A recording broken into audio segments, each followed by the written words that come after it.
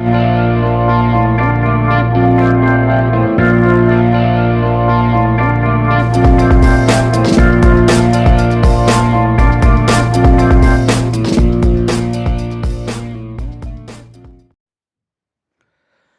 Luck for all student. और आप यहाँ पर जैसा देख रहे हैं डेबिट और क्रेडिट, जी हाँ, आज हम डेबिट और क्रेडिट के नियम को यहाँ पर सीखने वाले हैं। काफ़ी सारे बच्चे होते हैं, उन्हें डेबिट और क्रेडिट में काफ़ी कन्फ्यूजन रहता है कि जब टीचर पढ़ा रहे होते हैं तब भी उन्हें कन्फ्यूजन रहता है। वो रहता है क्या, खास तौर पर कैश के मामले में। कैश को कभी डेबिट कर दिया जाता है, कैश को कभी क्रेडिट कर दिया जाता है, आखिर ऐसा क्यों? तो इसी को हम समझने वाले हैं। नए स्टूडेंट को काफ़ी दिक्कत रहती है, पुराने तो समझ गए हैं। तो इसमें ऐसे ट्रिक हम बताने वाले हैं जिसको कभी भूल कर भी आप कभी इसको भूल नहीं पाएंगे। बस थोड़ा सा हमें इस पर दिमाग लगाना है, ये कन्फ्यूजन आपका पूरी तरह से कंप्लीट हो जाएगा, कन्फ्यूजन दूर हो जाएगा आपका। और तो हम शुरू करने जा रहे हैं जर्नल में डेबिट और क्रेडिट करने के नियम। बहुत ही इम्पोर्टेंट वीडियो होने वाली है, ख़ास तौर पर उन लोगों के लिए जो स्टूडेंट कॉमर्स में नए हैं उनके लिए। तो जर्नल जब बनाते हैं तो देखते हैं किसको डेबिट किया जाता है, कब डेबिट किया जाता है, कब क्रेडिट किया जाता है। इसके लिए मैं एक रूल्स यहाँ पर लिख रहा हूँ कि सबसे पहले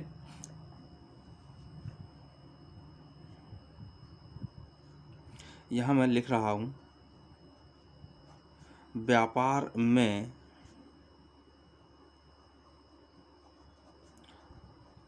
आने वाली वस्तु, यानी व्यापार के अंदर अगर कोई भी वस्तु आती है तो उस वस्तु को हमेशा और हमेशा डेबिट किया जाता है। और दूसरा, इसी का फिर दूसरा पक्ष होता है वो ये कि व्यापार से बाहर जाने वाली वस्तु, यानी ऐसी वस्तु जो व्यापार से बाहर निकल करके जा रही है उसे हमेशा क्रेडिट किया जाता है। एक ही सिक्के के ये दो पहलू हैं। अब मैं इसका आपको एग्जाम्पल भी यहाँ पर दे करके समझाने वाला हूँ। वीडियो थोड़ी सी बड़ी होने वाली है तो देखें समझें। एग्जाम्पल के तौर पर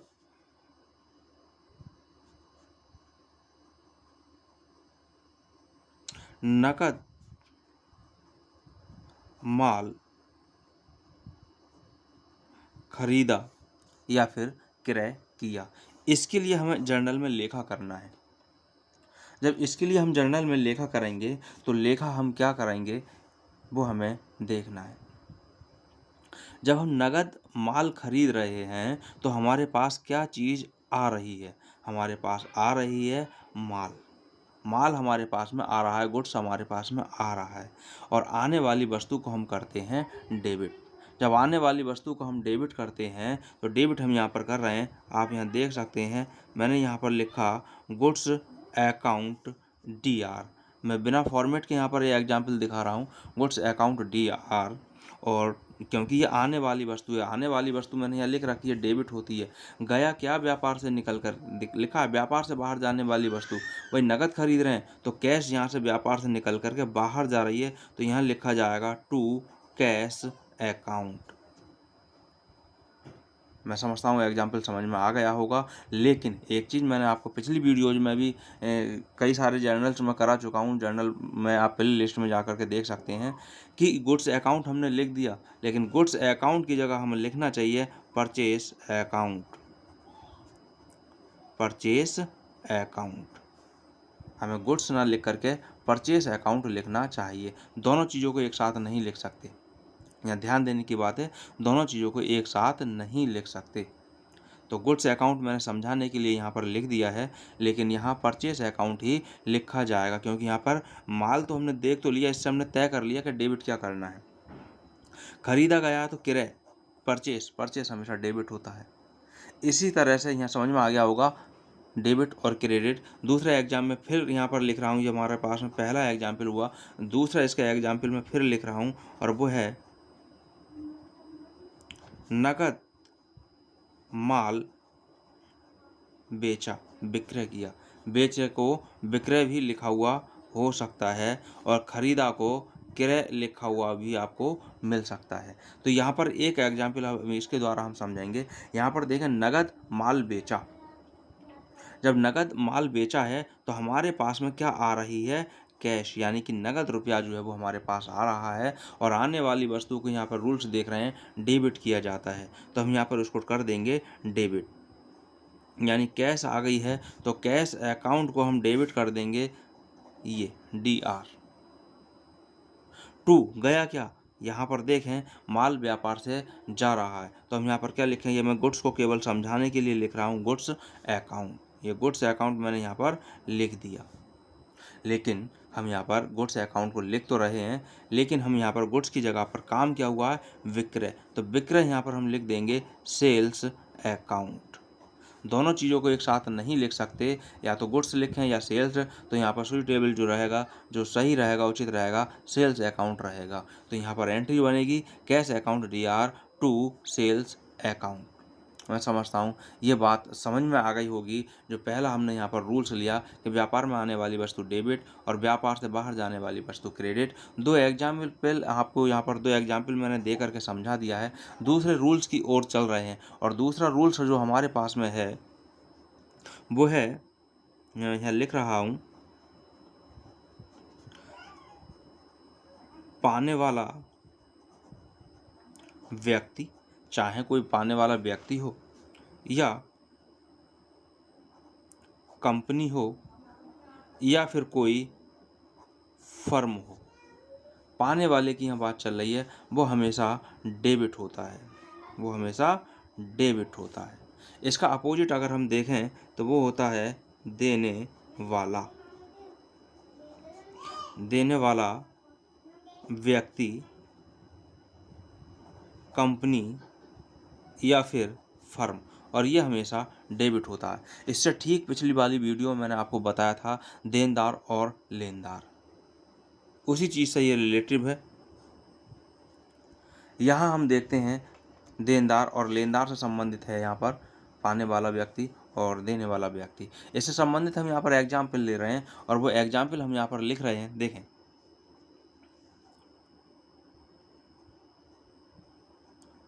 राम से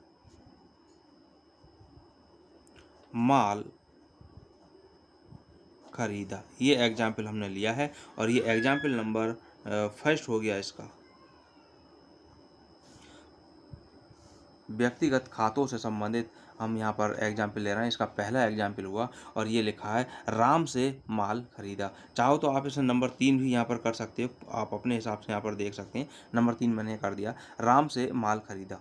जब राम से माल खरीदा गया है तो हमारे पास क्या चीज़ आई है, दोनों रूल्स हमारे पास यहाँ लागू हो रहे हैं। व्यापार में आने वाली वस्तु, और आने वाली वस्तु थी, आप देख सकते हैं आने वाली वस्तु है तो डेबिट होगी, और डेबिट में गुड्स की जगह पर हमने क्या यूज़ करा है, परचेस अकाउंट। तो भाई आने वाली वस्तु की जगह पर हमें परचेस अकाउंट का यूज कर लेना है राम से माल खरीदने पर।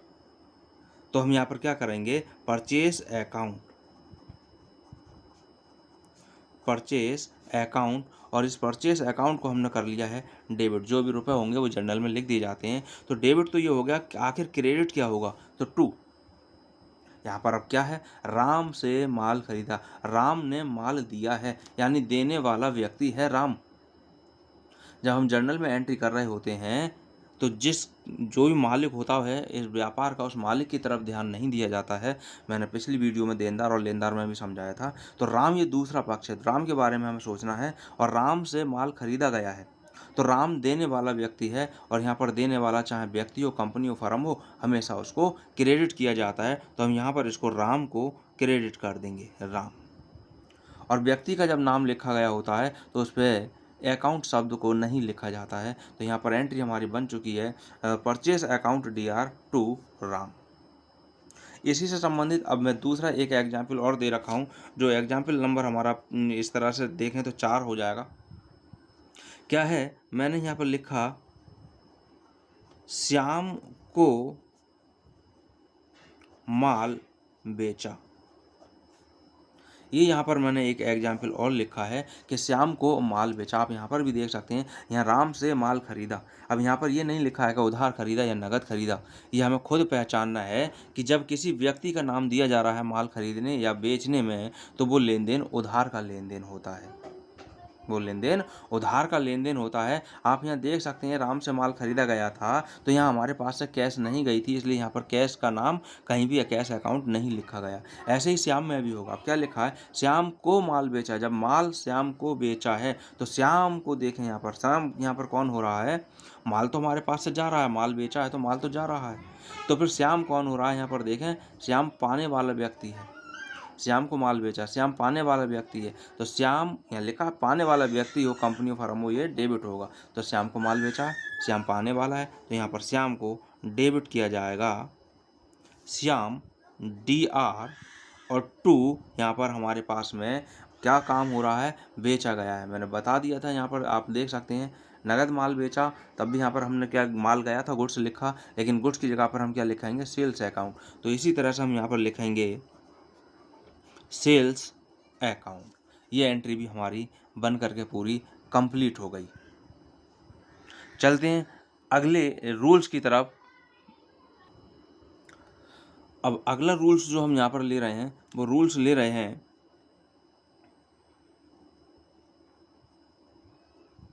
समस्त व्यय यानी कि खर्च या फिर हानि वाले खाते। समस्त व्यय खाते या खर्च खाते या हानि वाले खाते, ये हमेशा क्या होते हैं, डेबिट होते हैं। एक आध में खाते का एग्जाम्पल यहाँ पर दिए देता हूँ। जैसे वेतन दिया गया है कर्मचारियों को, तो ये वेतन जो है, वेतन खाता जो है, सैलरी अकाउंट जो है, ये व्यय खाता है। अगर दुकान का किराया वगैरह दिया गया है, तब भी ये हमारे पास में व्यय खाता है, और इसको हम क्या करेंगे, हमेशा हमेशा इसको डेबिट करेंगे। अगर इसके अपोजिट में हम आ जाएं, तो इसका अपोजिट क्या होगा, समस्त आय खाते। समस्त आय खाते या फिर लाभ वाले खाते, लाभ खाते जिनसे कोई धनराशि प्राप्त हो रही हो। जैसे कोई कमीशन हमें अगर प्राप्त हुआ, कमीशन प्राप्त हुआ, तो एक कमीशन खाता जो है गया आय खाता हो गया।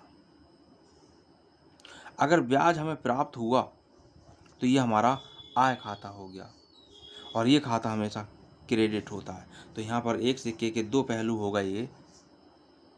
अब इसी से संबंधित मैं यहाँ पर आपको एग्जाम्पल दे रहा हूँ, और वो एग्जाम्पल हमारे पास में आ जाएगा नंबर 5, क्योंकि अब हमने नंबरिंग जो कर ली वो एक तरफ से कर ली। तो चौथा एग्जाम्पल यहाँ था, 5वां एग्जाम्पल हमारे पास में यहाँ है। और इसमें हम यहाँ देखें, लिखा है मैंने वेतन चुकाया या वेतन चुकता किया, वेतन चुकता किया, ये हमारे पास एग्जाम्पल हो गया। इस एग्जाम्पल के लिए अब हम जर्नल की एंट्री बनाएंगे, तो क्या बनाएंगे, यहाँ पर जब वेतन चुकता किया है या वेतन का भुगतान किया है या वेतन दिया है, इसमें क्या हो रहा है, कैश हमारे पास से जा रही है, और काम क्या हो रहा है यहाँ पर, वेतन। तो वेतन के बदले में कैश दी जा रही है, तो वेतन खाता जो है वो हमारा व्यय खाता हो गया। जो कि वेतन खाता है, व्यय खाता है, तो हमेशा ये डेबिट होगा। तो हम यहाँ पर एंट्री को बनाएंगे salary account DR। Salary account DR हो जाएगी, और टू वेतन चुकाया है तो गया है हमारे पास से क्या, कैश हमारे पास से गई है, तो कैश अकाउंट को हम यहाँ पर कर देंगे क्रेडिट। समझ में आ गया होगा। वेतन चुकता किया या वेतन चुकाया या वेतन का भुगतान दिया, सब एक ही बात हैं, और इन सबसे अर्थ निकल कर आता है कि कैश जो है वो हमारे पास से जा रही है, और जाने वाली वस्तु जो है वो हमेशा हमेशा क्रेडिट होती है। अब वेतन किस काम में जा रहा है, कैश किस काम में जा रही है, वेतन में जा रही है, और वेतन जो है वो हमारा एक व्यय खाता हो गया। इस तरह से ये एंट्री हमारे पास कंप्लीट होती है। एक आय का मैं एग्जाम्पल यहाँ पर आपको दिखा रहा हूँ, और ये 6ठे नंबर पर मैं एग्जाम्पल को रख रहा हूँ। यहाँ लिखा मैंने कमीशन प्राप्त किया। यहाँ कमीशन को प्राप्त किया गया है। जब कमीशन को यहाँ पर प्राप्त किया है, तो अब ये जो कमीशन है प्राप्त की है, यानी कि ये आय हुई है, लाभ हुआ है। तो क्या हो गया, ये आय खाता हो गया। और आय खाता क्या होता है? क्रेडिट होता है। लेकिन अब यहाँ पर हम एंट्री जो बनाएंगे वो क्या बनाएंगे भाई? कमीशन प्राप्त किया, तो कमीशन में प्राप्त किया क्या चीज़ को है, यानी वो यहाँ पर कैश को प्राप्त किया गया है। तो कैश अकाउंट यहाँ पर हमारे पास डेबिट हो जाएगी, कैश अकाउंट DR। टू में हम क्या कराएंगे? क्रेडिट, यानी कमीशन जो है ये खाता है, कमीशन को हम यहाँ पर क्रेडिट करेंगे। तो टू कमीशन अकाउंट, इस तरह से ये एंट्री हमारे पास में बन चुकी है।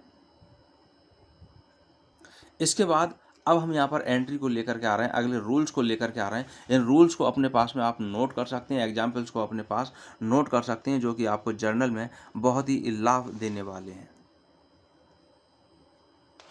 आगे हम बात करते हैं और वो रूल्स को हम ले रहे हैं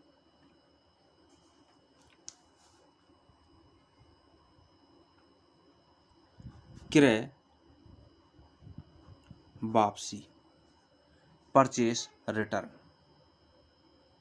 जिसको इंग्लिश में परचेस रिटर्न बोला जाता है। अगर परचेस रिटर्न यानी क्रय वापसी अगर होती है तो क्रय को देख लो आप, क्रय को क्या किया था? क्रय को हमेशा और हमेशा डेबिट किया जा रहा था। तो क्रय वापसी की जगह हम पहले आप एक बार इसको और देख लें, क्रय और विक्रय को देख लें। हालांकि वो पीछे एक नंबर का एग्जाम्पल और 2 नंबर का एग्जाम्पल था, परचेस और दूसरा ये सेल्स, इसको भी देख कर समझ सकते हैं, लेकिन फिर भी मैं यहाँ पर आपको दिखा देता हूँ। क्रय हमेशा डेबिट होता है और विक्रय हमेशा क्रेडिट होता है। ये दो एक ही सिक्के के दो पहलू हो गए, क्रय और विक्रय। एग्जाम्पल आप यहाँ से ले सकते हैं, यहाँ पर 4 एग्जाम्पल इसके थे। नगद में माल खरीदा गया है, नगद में माल खरीदा गया है, तब क्रय देखें यहाँ पर डेबिट ही किया गया है। और उधार में माल खरीदा गया है, तब भी क्रय यानी परचेस अकाउंट डेबिट किया गया है। नगद में माल बेचा गया है तो विक्रय आप देख सकते हैं, सेल्स अकाउंट क्रेडिट किया गया है। और उधार में माल बेचा गया है तब भी सेल्स अकाउंट को क्रेडिट किया गया है। तो डेबिट और सेल और परचेज को आपने यहाँ पर समझ लिया।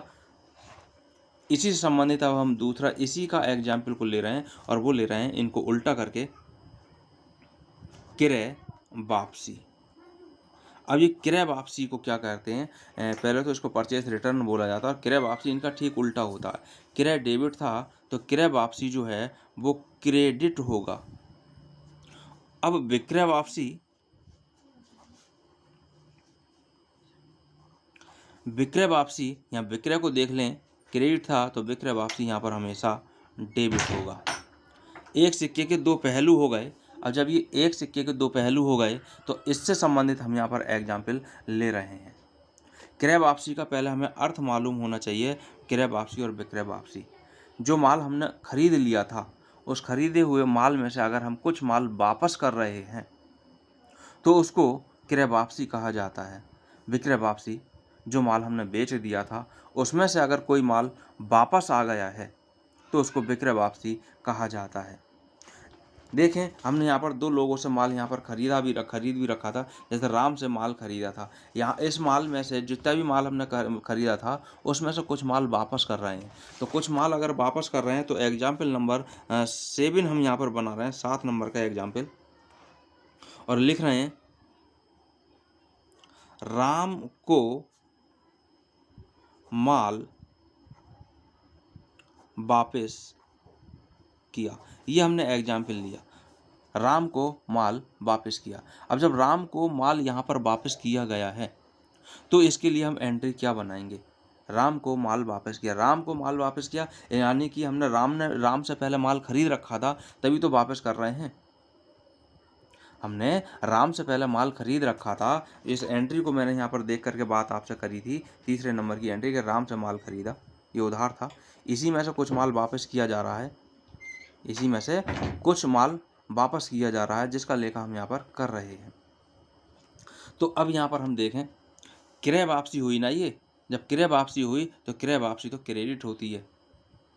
तो जब क्रय वापसी यहाँ पर क्रेडिट होगी तो फिर डेबिट क्या होगा, डेबिट में हम देखेंगे इस व्यक्ति का नाम, क्योंकि यहाँ पर अब एक राम आ गया है, राम को माल हम वापस कर रहे हैं।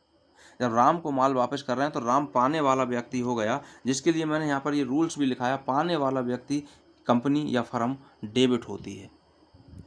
तो अब यहाँ पर ये राम जो होगा इस डेबिट हो जाएगा, जिसको हम लिखेंगे राम DR, और टू में हम क्या लिखेंगे, परचेज रिटर्न, परचेज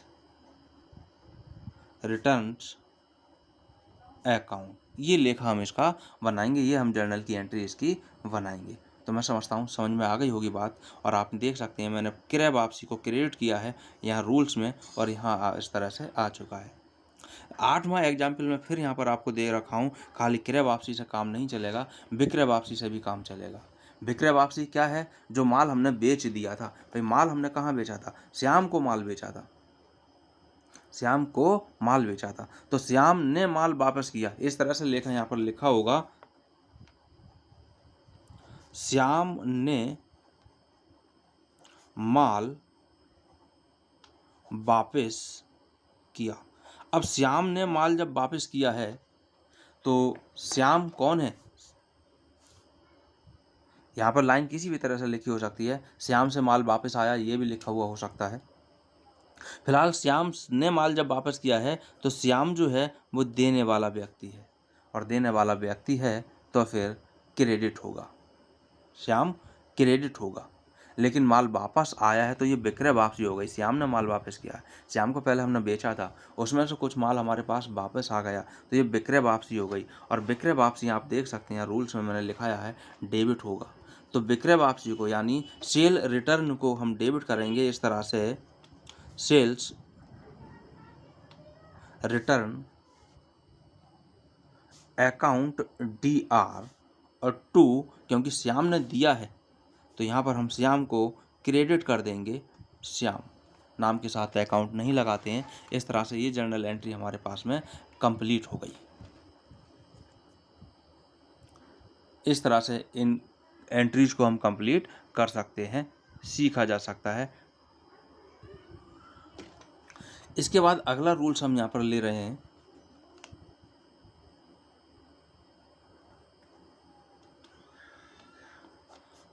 आहरण खाता, जिसको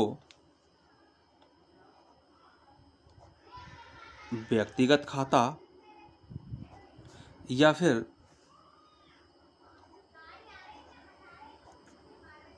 निजी व्यय खाता भी बोला जाता है। आहरण खाता, व्यक्तिगत खाता या निजी व्यय खाता, और इसको हमेशा और हमेशा डेबिट किया जाता है, इसको हमेशा डेबिट किया जाता है। आहरण होता क्या है, जो व्यापारी है, जो मालिक है, उसने अपने निजी खर्च के लिए, व्यक्तिगत खर्च के लिए कोई भी चीज़ व्यापार में से ले ली है, तब उसे आहरण कहा जाता है। ऐसी स्थिति में आहरण खाता जो है वो तो डेबिट होगा, लेकिन जो भी चीज़ ली है, अगर इसने रोकड़ नकद रुपया व्यापार में से ले लिया है तो रोकड़ खाता जो है वो क्रेडिट होगा, या फिर ऑब्लिक का निशान आप समझ सकते हैं, या फिर इसने कुछ माल ले लिया हो तब वो माल खाता भी है वो क्रेडिट होगा। कभी कभी ऐसा होता है कुछ रुपए नगद और कुछ माल ले लिया है कुछ रुपए का, तो दोनों चीज़ें क्रेडिट होंगी। कैसे होंगी वो मैं अभी आपको यहाँ पर दिखा रहा हूँ। एग्जाम्पल नंबर 9 यहाँ पर मैं ले रहा हूँ, और एग्जाम्पल नंबर 9 में है, केवल उस पर इतना लिखा हुआ हो सकता है,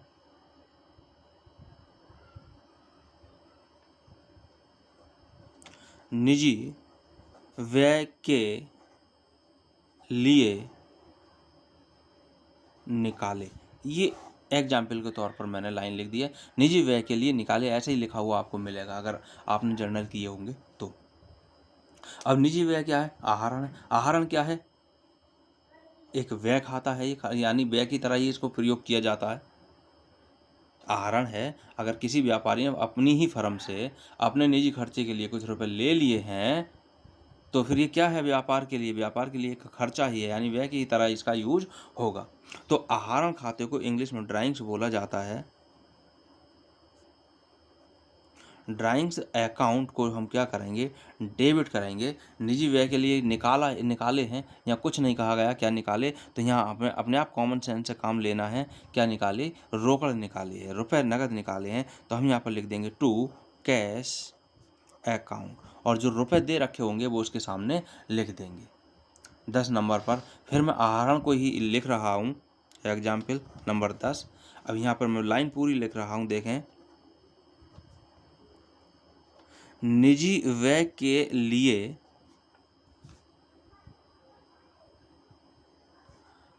500 रुपये नगद तथा 200 रुपये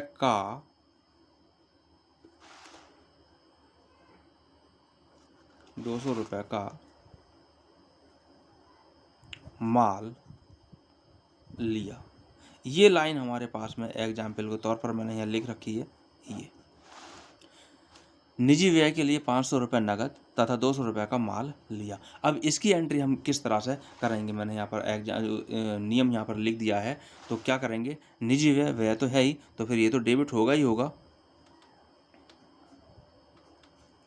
ड्राइंग्स अकाउंट DR। अब व्यापार से दो चीज़ें निकल के गई हैं, नगद रुपया 500 रुपये और माल 200 रुपये। तो दो चीज़ों को यहाँ पर क्रेडिट किया जाएगा, क्योंकि बाहर जाने वाली दो चीज़ें हैं व्यापार से। एक तो है कैश, तो टू कैश अकाउंट, और दूसरा है गुड्स, तो हम यहाँ पर लिख देंगे गुड्स। अब ये गुड्स कहाँ से जा रही है? खरीदे हुए माल में से जा रही है। तो ऐसी स्थिति में हम यहाँ पर परचेस अकाउंट लिखेंगे, परचेस अकाउंट। अगर हम गुड्स का ही यूज कर रहे होते तो हम यहाँ पर गुड्स कर देते, लेकिन हमने परचेस और सेल का यूज किया है। तो परचेस को ऐसी स्थिति है जहाँ परचेस अकाउंट को क्रेडिट किया गया, वरना परचेस अकाउंट को डेबिट ही किया जाता है। रुपये किस तरह लिखेंगे? रुपये इसके इस तरह लिखे जाएंगे, कैश के जो रुपए हैं वो 500 हैं, तो 500 रुपये लिख दिया जाएगा, और परचेस के जो हैं वो 200 रुपये हैं। कुल मिलाकर आहरण कितना हुआ? 700 रुपये का हुआ ये। तो इस तरह से जर्नल के पूरे रूल्स आपके सामने हो गए, डेबिट क्रेडिट के पूरे रूल्स आपके सामने हो गए। वीडियो को चाहे आप दोबारा देखें, 2-3 बार देखें, समझें, अपने हाथ से लिख करके देखें, तो ज़रूर आपका ये कंप्लीट हो जाएगा। वीडियो में फिर मिलेंगे अगली वीडियो में, तब तक के लिए गुड बाय।